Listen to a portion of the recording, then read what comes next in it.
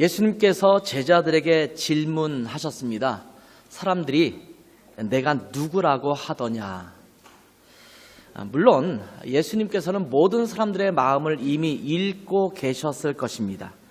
예수님에 대한 기록을 조금만 추적해 봐도 예수님께서는 이미 사람들이 어떤 마음을 갖고 계셨는지를 간파하고 있었음을 알 수 있습니다. 그럼에도 불구하고 예수님은 제자들에게 이런 질문을 하시는 것입니다. 사람들은 내가 누구라고 하더냐. 어쩌면 이 질문은 뭔가 대단한 답변을 기대하는 질문이 아니었을지도 모릅니다. 제자들의 반응을 보기 위한 과정이 아닐까라는 생각을 하게 됩니다. 제자들의 반응과 더불어서 예수님께서 제자들에게 가르치실 그 무엇이 있으시기 때문에 이러한 질문으로 대화를 시작하신 것으로 여겨집니다. 즉 예수님은 이 질문을 통해서 제자들에게 확인할 사항이 있으셨기 때문에 이 질문을 던지었을 것이라는 생각을 하게 됩니다. 이 질문은 존재론적 질문이라고 이야기를 합니다. 존재론적 질문. 우리도 그러한 질문을 스스로에게 하기도 하죠. 나는 도대체 누구인가? 흔히 농담처럼 우리가 던지는 질문이기도 하죠. 특별히 무슨 카오스 같은 상황에 빠졌을 때 이런 질문을 하지 않습니까? 나는 누구? 여기는 어디? 이런 말 많이 하잖아요. 나는 누구이며 여기는 어디인가? 열심히 유학생활을 하고 있다가 힘들고 어려운 생활, 내가 왜 여기서 이러고 있는가를 생각할 때, 카오스에 빠졌을 때 지금 내가 누군가, 왜 여기서 이 독일 땅에서 이 땅에서 이러고 있는가, 이런 생각을 던질 때가 있지 않겠습니까? 이 존재론적 질문은 매우 기초적인 질문이면서 또 매우 중요한 질문이기도 합니다. 이 질문은 한 존재에 대한 근본적인 부분을 확인하게 하는 그런 질문이기 때문입니다. 이 질문을 던지지 못하거나 또는 이 질문에 제대로 답하지 못한다면 때로는 스스로 제대로 된 삶을 살아가지 못하기도 하고 또 다른 사람과의 관계가 어긋나기도 합니다. 그렇기 때문에 이 질문은 매우 중요한 질문입니다. 나는 누구인가? 여러분은 누구입니까? 혹은 다른 사람들에 대해서 이렇게 질문할 수 있죠. 당신은 누구인가? 혹은 그는 또는 그녀는 누구인가? 여러분이 아버지를, 부모님을 제대로 이해하려면 여러분의 아버지는 어떤 분인가, 또 여러분의 어머님은 어떤 분인가에 대한 질문을 던지고 곰곰이 생각해 보아야 부모님을 제대로 이해할 수 있습니다. 우리는 그 내성적인 질문, 자기를 돌아보는 질문을 별로 던지지 않아요. 우리 어머님은 어떻게 살아오셨나? 어머님이 지금의 그 어머니가 되기 위해서는 어떤 인생을 살아오셨는가를 깊이 생각해봐야 그 어머니의 존재론적인 질문에 답이 오는 거거든요. 아버님에 대해서도 그렇게 우리가 생각해 볼 필요가 있겠죠. 여러분의 자녀를 제대로 이해하려면 또 여러분의 자녀에 대해서, 여러분의 아들과 딸에 대해서 그런 질문을 던져볼 때가 있어야 합니다. 곰곰이 생각하는 거예요. 도대체 안예종, 저 정체는 무엇일까? 안하람, 그 정체는 무엇일까? 이걸 한번 돌이켜봐야 되잖아요. 여러분의 자녀와 딸에 대해서, 남편에 대해서, 박성진, 그는 누구인가? 문지선, 그녀는 누구인가? 이런 질문을 우리가 한번 던져볼 필요가 있지 않겠습니까? 그렇게 곰곰이 짚어보아야 그 사람을 제대로 이해할 수 있고 그 사람과의 관계를 제대로 나눌 수 있는 겁니다. 스스로도 마찬가지죠. 상대방을 잘 이해할 뿐만 아니라 나는 누구인가? 이렇게 질문을 던져볼 필요가 있습니다. 스스로에게 이 질문을 제대로 던지지 않고 살아간다면 자기 자신이 살아가는 삶의 진정한 의미를 때때로 놓쳐버릴 수가 있습니다. 내 주변의 중요한 사람들을 향하여 이 질문을 제대로 던지지 않고 살아간다면 그 중요하다고 여겨지는 사람과의 관계가 제대로 연결되지 않고 어긋나 버릴 수가 있습니다. 그렇기 때문에 이 질문은 매우 중요한 질문 중에 하나입니다. 카오스에 빠졌을 때 나는 누구인가? 여기는 어디? 그리고 나서 답하지 않고 그냥 지나가는 습관적인 그런 그냥 투덜거리는 것 같은 그런 질문 말고 깊이 있게 나 자신을 성찰해보는 그런 질문. 나는 누구인가? 그는 누구인가? 이 질문을 한번 던져볼 필요가 있습니다. 예수님은 여러분에게 어떤 분이십니까? 여러분의 어머니가, 아버지가 당신에게 누구인가? 또 여러분이 친하게 지내고 있는 그 어떤 사람이 당신에게 누구인가? 이런 매우 당연한 질문 같지만 우리는 그 본질을 제대로 깊이 생각해 보지 않은 채 뭉뚱그려 이렇게 넘어갈 때가 참 많습니다. 그냥 엄마는 그냥 엄마지 뭘 깊이 생각할 게 있어. 아빠는 그냥 아빠잖아. 예수님? 뭐 그냥 우리의 구세주지 뭐 더 깊이 생각할 게 뭐가 있을까라고 지나치지 말고 좀 더 구체적으로 깊이 생각해 보자는 겁니다. 때로는 모태신앙이라고 일컬어지는 어머니 뱃속에서부터 교회를 다녔던 사람들이 종종 놓치기 쉬운 질문이 바로 이 질문이에요. 예수님이 당신에게 어떤 분이십니까? 라고 질문했을 때 사실은 제대로 답하지 못할 때가 많아요. 왜? 그렇게 깊이 생각해 보지 않았으니까. 예수를 믿고 거듭나고 신앙생활을 한참 하다가 어느 순간 문득 나에게 예수님이 도대체 나에게 어떤 분인가를 깊이 있게 돌아보지 않으면 우리는 엉뚱한 신앙생활을 하고 있으면서도 제대로 된 길을 찾지 못할 때가 있다라는 겁니다. 좀 더 구체적으로 지나치지 말고 깊이 생각해 볼 필요가 있습니다. 예수님은 여러분에게 어떤 분이십니까? 심지어 목사인 저에게도 예수님은 나에게 어떤 분이신가를 깊이 생각해 볼 필요가 있습니다. 목사에게 예수님이 밥벌이 도구가 돼서는 안 되잖아요. 내가 예수님 팔아먹고 살면서 예수님 때문에 먹고 살면서 그것을 멋지게 포장해서 주님과는 깊은 관계도 없으면서 주님과는 별로 깊은 만남도 갖지 않으면서 마치 밥벌이 대사처럼 살면 안 되잖아요. 그러니까 목사에게도 사실은 이 질문은 굉장히 중요한 질문이거든요. 여러분이 집사로서 장로로서 또 권사로서 교회의 우리지교와 부리지교로서 또 교회를 오랫동안 다녔던 여러 성가대나 앙상블이나 이런 데 섬기는 자로서 나는 누구이며 예수님은 나에게 어떤 분이신가를 생각하는 것은 매우 중요합니다. 예수님은 제자들과 이제 거의 3년 가까이 지내왔습니다. 예수님께서 행하신 일을, 기적들을 엄청 많이 보아왔습니다. 예수님께서 물 위로 걸어오시는 장면도 그들은 목격했습니다. 오병이어의 기적, 물고기 5마리와 보리떡 5개와 물고기 2마리로 수천 명을 먹이고도 남는 엄청난 기적도 보았습니다. 그런데 그렇게 함께 지내왔던 그 예수님께서 이 질문을 하실 때는 이제는 예수님께서 십자가를 짊어지기에 그리 멀지 않은 날을 남겨놓은 그런 시점입니다. 그런 상황에서 사람들에게 이 질문을 던지는 겁니다. 사람들이 나를 무엇이라 알고 있더냐? 사람들은 나를 어떤 사람으로 알고 있더냐? 이렇게 질문합니다. 이 질문 앞에 제자들은 그 당시 사람들이 예수님께 대하여 말하는 것들에 종합해서 답변합니다. 무슨 말이냐면 사람들은 당신을 위대한 선지자로 알고 있습니다. 위대한 스승으로 알고 있습니다. 어쩌면 지금도 많은 사람이 예수님에 대해서 알고 있는 정해놓은 답이 아닐까라는 생각이 들어요.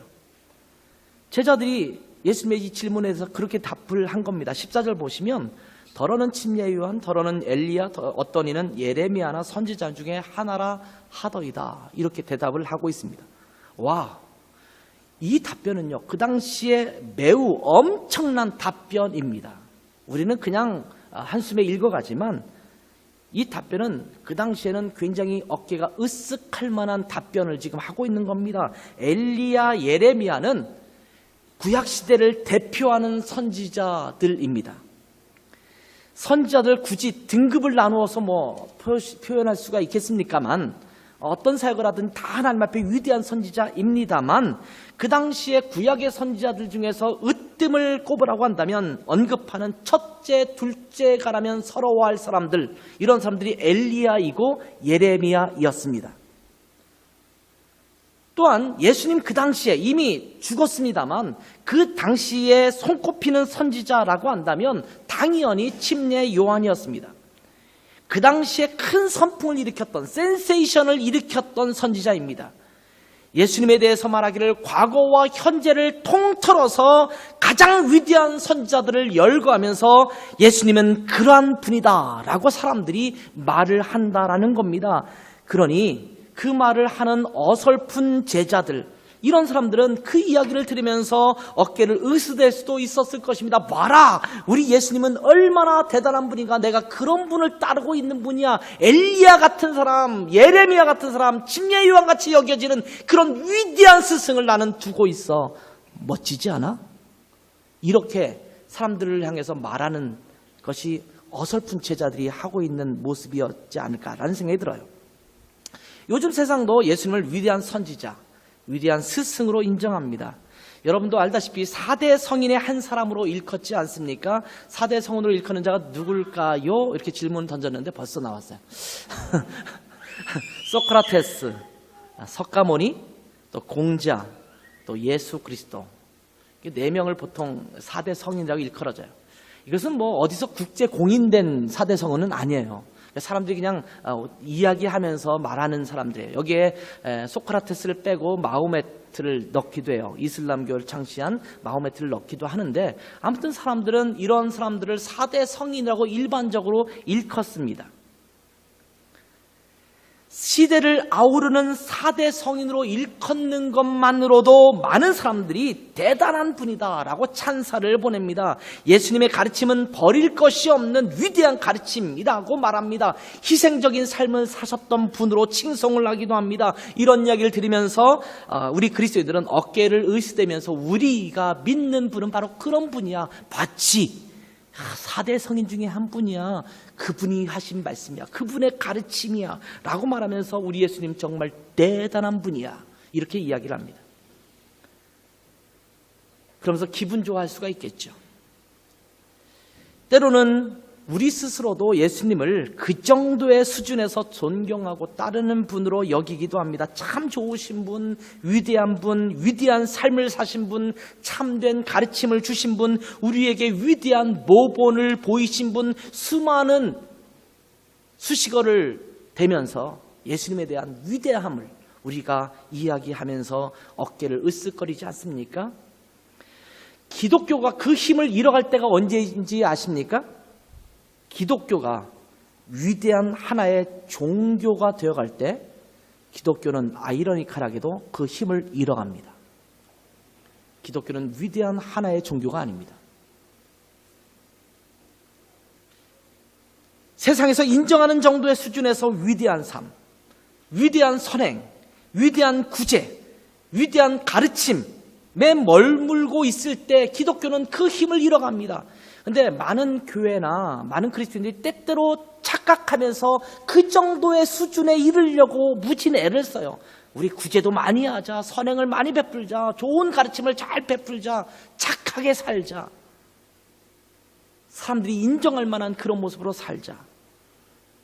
이것에 추구하다 보니까 거기에 매진해서 뭔가 그럴듯하게 보이는 것 같지만 진정으로 그 안에 있어야 할 생명력은 잃어버릴 때가 많다라는 겁니다. 예수님께서 묻습니다. 사람들은 나를 누구라 하더냐? 제자들이 답합니다. 선생님은 침례 요한, 엘리야, 예레미야와 같은 위대한 선지자라고 여기고 있습니다. 이 시대에 더할 나위 없이 위대한 분으로 당신에 대해서 그렇게 칭송하고 있습니다. 그때 예수님은 다른 말씀을 하시지 않고 다시 묻습니다. 그렇다면 너희는 나를 누구라 하느냐?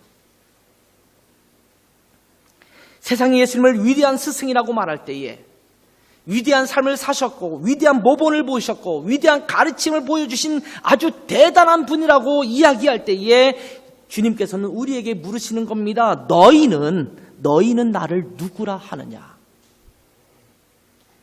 이 질문에 대해서 여러분은 지금 무엇이라고 답하겠습니까? 이 질문에 제자 중 한 사람인 베드로가 나서서 답을 합니다. 16절의 말씀이죠. 시몬 베드로가 대답하여 이르되 주는 그리스도시요 살아계신 하나님의 아들이시니이다. 주님은 그리스도이시며 하나님의 아들이십니다. 이렇게 이야기하고 있는 겁니다. 그러자 예수님께서 이런 대답을 하십니다. 17절 말씀 보면 바요나 시몬아 내가 복이 있도다. 이를 내게 알게 한 이는 혈육이 아니요 하늘에 계신 내 아버지시니라. 이러면서 기뻐하시며 칭찬하셨습니다. 아마 이 예수님의 대답은 바요나 시몬아 내가 복이 있도다 이것을 알게 한 이렇게 안 했을 거라고 저는 짐작해요. 이거는 모르는 일이지만 그냥 저의 상상력을 동원한다면 그렇게 안 했을 거예요. 와우 대박 바로 그거야 나이스 좋은 대답이었어 짱 아마 이렇게 대답했을지도 몰라요. 좀 촐랑대는 것 같죠? 예수님께서 이렇게 촐싹거리지는 않았겠습니다만 아마 그렇게 했을 거예요. 야 너 복 받을 거야. 너 대단한 대답을 했어. 아마 이렇게 말하지 않았을까요? 요즘의 표현으로 말한다면 그렇게 했을 거라는 생각이 들어요.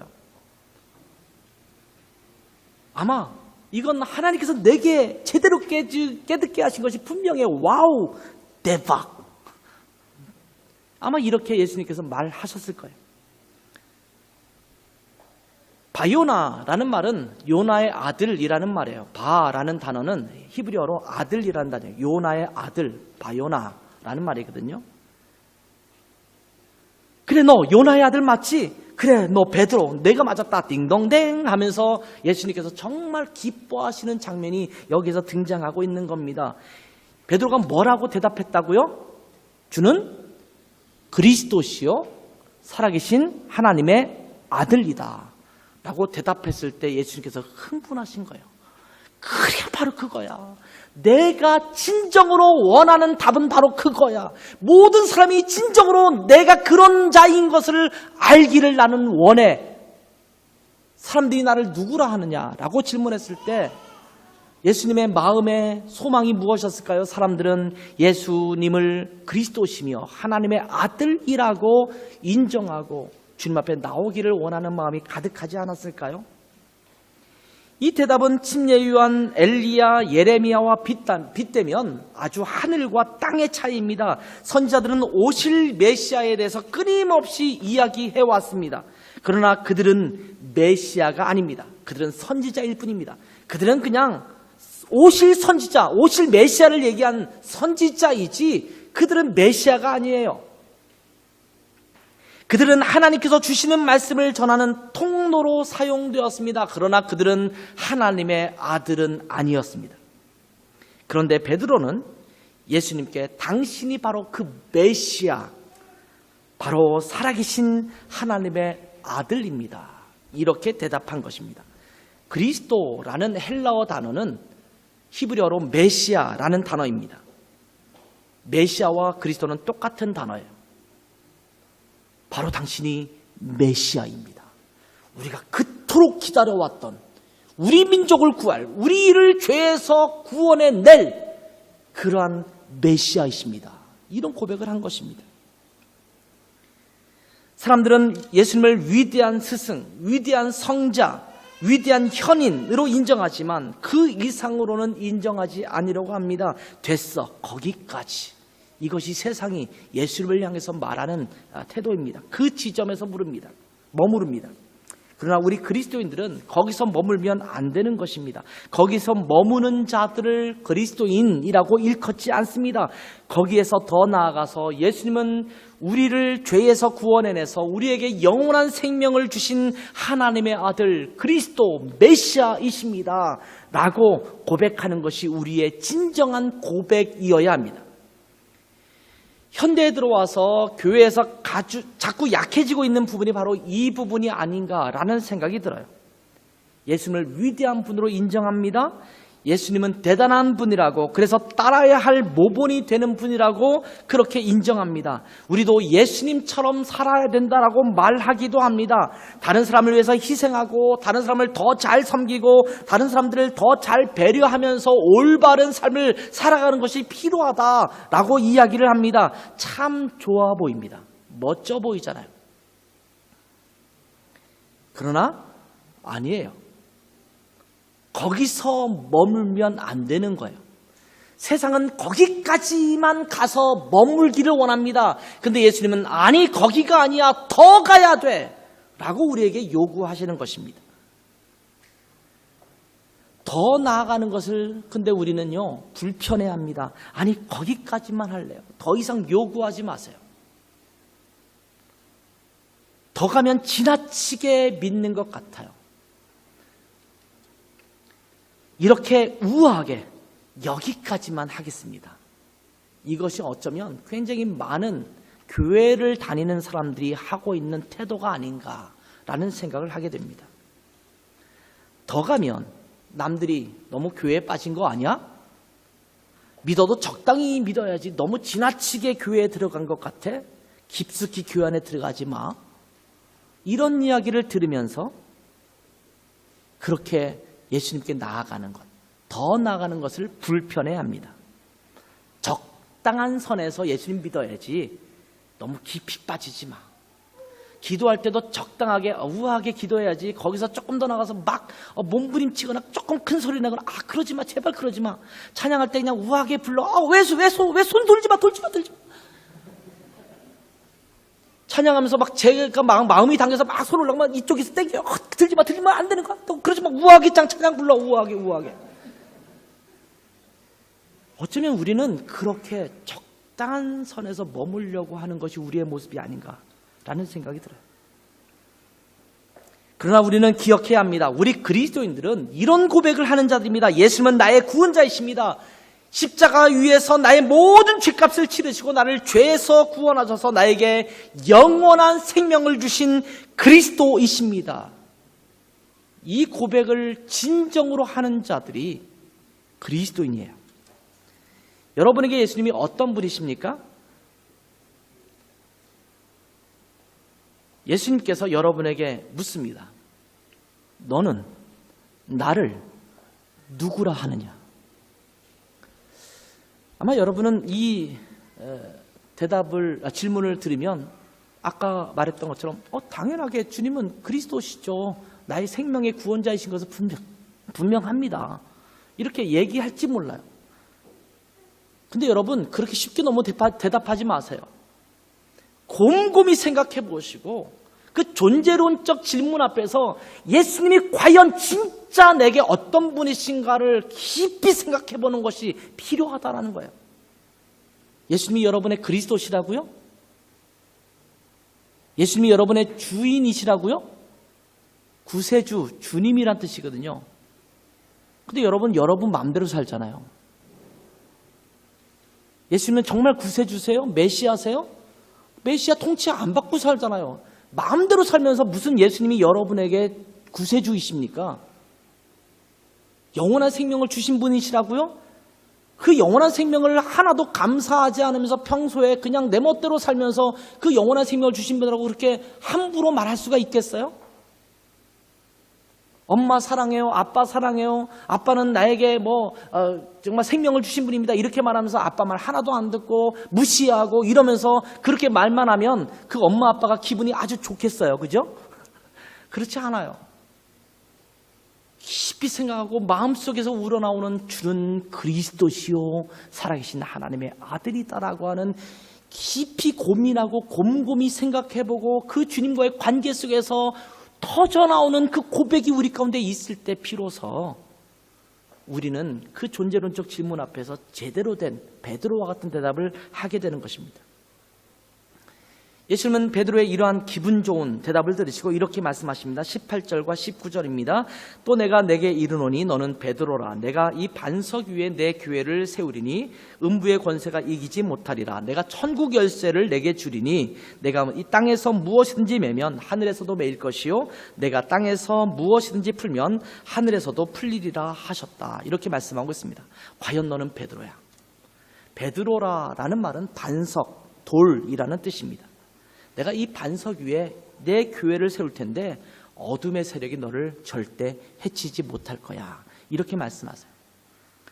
가톨릭에서는 이 반석 위에 교회를 세운다 이런 말을 베드로를 기초로 교회를 세운다라는 말로 해석을 합니다. 그래서 초대 교황이 베드로고 그 뒤를 이어 교황이 교회의 수장의 역할을 한다라는 말로 이해를 합니다. 그러나 이 말씀은 베드로가 했던 그 고백에 대한 말씀입니다. 예수님이 그리스도이시며 하나님의 아들이라고 고백하는 그 고백 위에 교회를 세우시겠다라고 하는 말씀입니다. 그렇기에 교회는 예수님을 그리스도로 고백하는 사람들로 이루어져 있습니다. 종이에다가 나 이 교회 등록하겠습니다 라고 회원 등록하는 사람이 그 교회를 세우는 사람이 아니고 내가 예수님을 구세주이시며 내 메시아이시고 그리스도이시며 하나님의 아들로 받아들인 믿음으로 고백하는 자, 그 고백을 하는 사람들을 통해서 교회가 만들어지는 거예요. 어떤 사람들은 침례나 세례를 안 받으면 교회의 정회원으로 이렇게 들어오지 못하게 하는 것에서 불평하기도 해요. 왜 교회가 차별을 합니까? 그냥 누구나 다 교회 멤버가 되어야지. 아니요, 교회는요 철저하게 예수 그리스도를 주님으로 고백한 자들로 이루어진 것이 교회예요. 교회라는 것을 잘못 이해한 거예요. 교회는요 예수님의 사람들로만 만들어진 것이 교회입니다.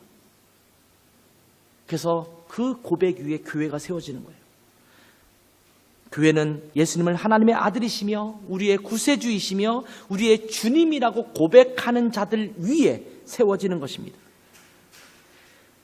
근데 이 말씀은요 우리에게 또 하나의 메시지를 주고 있는데 그것은 바로 이 믿음의 기초 위에 살아가는 자들이 바로 그리스도인이다 라는 것을 우리에게 보여주고 있는 것입니다.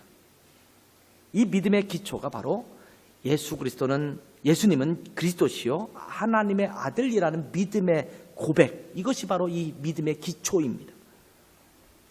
다시 말하면 우리 그리스도인의 가장 기초적이면서 가장 기본적인 바탕은 예수님을 구세주와 주님으로 믿는 믿음입니다. 이 믿음을 벗어나면 그것은 그리스도인의 삶이라고 말할 수가 없습니다. 여러분 다른 종교를 가거나 다른 윤리적 삶을 살아가는 사람도 다 착하게 살아요. 다른 사람을 배려하자고 얘기하고 다른 사람에게 선행을 베풀기도 합니다. 그는 기독교 안에만 있는 것이 아니에요. 모든 사람의 양심에는요 착하게 살아야 된다는 것이 옳다라는 그런 양심적 소리를 듣고 살아가기 때문에 다 그렇게 행하려고 해요. 그런데 우리 그리스도인은 거기에서 그치는 것이 아니라 예수님이 바로 우리의 그리스도이며 하나님의 아들이라는 믿음을 가지고 살아가는 것입니다. 19절에 나오는 천국의 열쇠에 대한 이런 말씀도 이것에 비추어 해석해 보는 것이 필요합니다. 내가 천국 열쇠를 내게 주리니 내가 땅에서 무엇이든지 매면 하늘에서도 매일 것이요 내가 땅에서 무엇이든지 풀면 하늘에서도 풀리리라. 베드로를 상징하는 그 상징 중에 하나가 열쇠거든요. 그래서 여러분 프라하를 가시면 천문 시계 있죠? 그 프라하 광장에 가면 천문 시계가 있어요. 거기에 보면 달과 해의 움직임이나 이런 것들을 만들어 놓은 시계가 있어요. 거기 시계가 되면 정시가 되면 매 정시가 되면 종을 치면서 거기 꼬꼬댁하고 닭이 울면서 이렇게 12제자가 움직이는 거 보셨어요? 두 개의 창에서 6명씩 움직여요. 제일 먼저 등장하는 사람이 베드로예요. 베드로인지 어떻게 하냐? 열쇠를 이렇게 품에 안고 있어요. 이렇게 큰 열쇠를 딱 들고 등장해서 이렇게 지나가요. 대부분 그 성당이나 이런 데 가서 성상 중에서 이거는 뭐 틀림없이 베드로네 라고 느껴지는 성상이 있다면 베드로는 보통 열쇠를 딱 이렇게 들고 있어요. 천국의 열쇠를 갖고 있는 자, 초대 교황. 교황의 권위가 굉장히 가톨릭에서는 세요. 왜냐하면 천국의 열쇠를 갖고 있다고 믿으니까. 그런데 이 말씀을 오해해서 베드로가 천국을 여닫는 권한을 갖는 것으로 해석할 수도 있겠지만 전체적인 문맥을 보거나 그 이후에 베드로가 보여주었던 삶과 가르침을 보더라도 이 천국 열쇠는요, 베드로가 했던 믿음의 고백과 연관된 것임을 알 수가 있습니다. 천국을 여는 열쇠가 무엇입니까? 바로 예수 그리스도십니다. 천국을 누가 열어요? 예수님이 여는 거예요. 그 예수님이 열으시는데 예수님께서 우리의 구세주가 되시고 우리의 구원자가 되시고 우리의 죄 문제를 해결해 주셨다라는 그 믿음의 고백을 하는 것, 이것이 바로 천국의 열쇠 아니겠습니까? 이 예수 그리스도를 통해서 천국에 들어가려면 베드로가 고백했던 이 고백을 해야 합니다. 예수님은 그리스도시요 살아계신 하나님의 아들입니다. 이 천국의 열쇠를 베드로가 갖고 있는 거예요. 그 고백을 갖고 있다라는 거예요. 믿음의 고백, 생명의 고백, 이 고백을 갖고 있었던 것이 바로 베드로입니다. 이 고백이 천국을 여는 열쇠입니다. 이 열쇠를 베드로에게 맡겼다라는 것은 이 복음, 이 변하지 않는 복음, 분명한 복음, 천국을 들어가면서 바로 예수 그리스도를 믿는 믿음의 고백 위에서 들어갈 수 있다라는 그 고백의 복음을 베드로에게 주었다라는 것입니다. 복음을 전하는 역할이 베드로에게 있다라는 겁니다. 베드로를 비롯해서 이 동일한 믿음의 고백을 한 사람들은 이 열쇠를 가지고 다른 사람들에게 나아가서 천국을 향해 문을 열 수 있는 열쇠인 복음을 전하는 것을 위임한 내용이 바로 이 구절이라고 저는 생각합니다. 그래서 이 복음이 결국은 하늘과 땅을 잇는 연결하는 도구가 될 것이고 결국 이 믿음의 고백, 이 복음이 하늘과 땅에서 함께 매이기도 하고 함께 풀리기도 하는 그런 열쇠가 된다라는 것을 말씀해 주고 있는 거예요.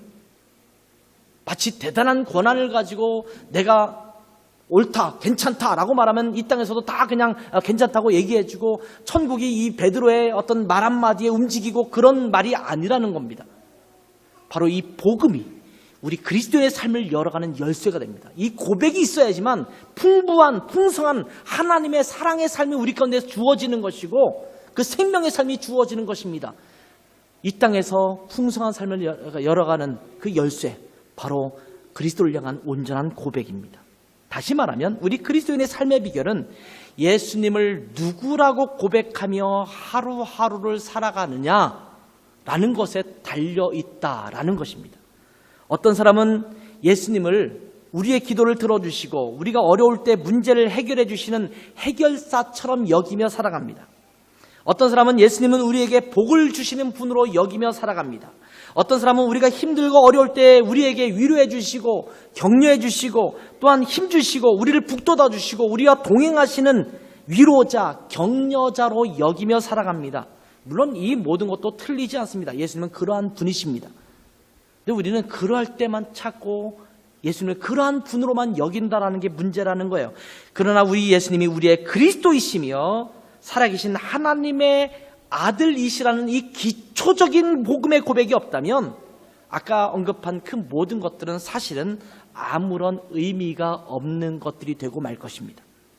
이제 그 원초적인 그리고 가장 근본적인 믿음을 돌아보고 확인해야 합니다. 수시로 이 존재론적인 질문에 우리는 들어가 보아야 합니다. 예수님의 이 질문에 여러분은 무엇이라고 답하겠습니까? 너희는 나를 누구라 하느냐? 기도하겠습니다. 잠깐 기도하는 시간 갖도록 하겠습니다. 지금 말씀을 들었는데 주님께서 여러분에게 물으시는 거예요. 너희는 나를 누구라 하느냐? 지금 여러분 매일매일의 삶을 살아가면서 그리스도인이라는 이름으로 살아가잖아요. 그런데 여러분에게 예수님은 어떤 분이십니까? 예수님께서 여러분에게 다가와서 이렇게 물으실 때 너희는 나를 누구라 하느냐? 라고 할 때 여러분은 그냥 입에 발린 교과서적인 그 답 말고 여러분이 개인적으로 주님과의 깊은 관계 속에서 답을 할 때 무엇이라 답하시겠습니까?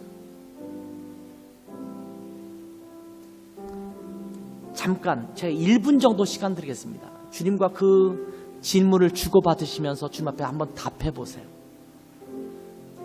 조용히 기도하셔도 돼요. 조용히 주님 앞에 너는 나를 누구라 하느냐 라고 물으시는 주님 앞에 주님, 주님은 나에게 이런 분이십니다. 제가 사실은 자꾸 잊고 살았는데 주님은 나에게 이런 분이신 것이 분명합니다. 혹시 그것이 잘 느껴지지 않고 깨달아지지 않은 것이 있다면 자꾸 물으세요. 주님이 난 누군지 모르겠어요. 좀 더 알려주세요. 주님을 더 깊이 알고 싶어요. 알 수 있는 그런 그 길을 열어주세요. 이렇게 한번 이야기를 해보세요.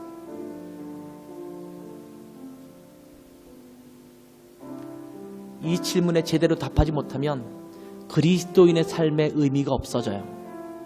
진짜 그리스도인으로 살아간다면 이 질문에 제대로 답을 해야지만 그 다음 단추가 제대로 꿰어질 거예요.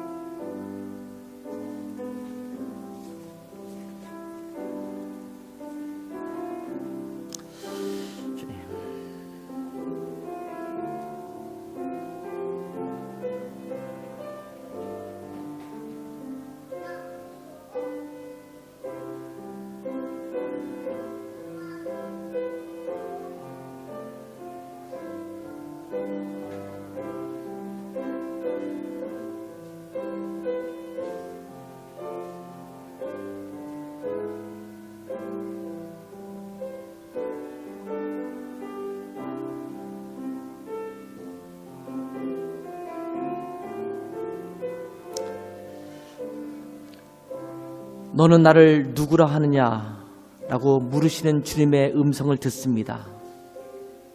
하나님, 주는 그리스도시며 살아계신 하나님의 아들이시며 우리가 스스로도 어쩔 수 없는 죄의 굴레 속에 갇혀 있을 때 우리를 구원하셔서 십자가에서 그 모든 죄 문제를 해결해 주시고 영원한 생명을 주신 참된 생명의 부여자이심을 저희가 믿음으로 고백합니다. 하나님, 저희가 시시때때로 예수님이 나에게 어떤 분이신 것을 다시 한번 기억하게 하시고 그 믿음의 기초 위에 우리에게 주어진 삶을 살아가는 저희들 되게 도와주시기를 원합니다. 때로는 이 질문에 대해서 답변을 잊어버리고 내 마음대로 내 뜻대로 살았던 삶을 주님 용서해 주시고 저희가 학업을 하든지 직장에 있든지 가정에서 가정을 돌보든지 무엇을 하든지 예수님이 나에게 어떤 분이신가, 예수님께서 그러한 분으로서 우리에게 어떻게 동행하시고 계시는가를 깊이 생각하며 주님과 함께 동행하는 복된 삶이 회복될 수 있도록 축복하여 주시기를 원합니다. 예수님의 이름으로 기도했습니다.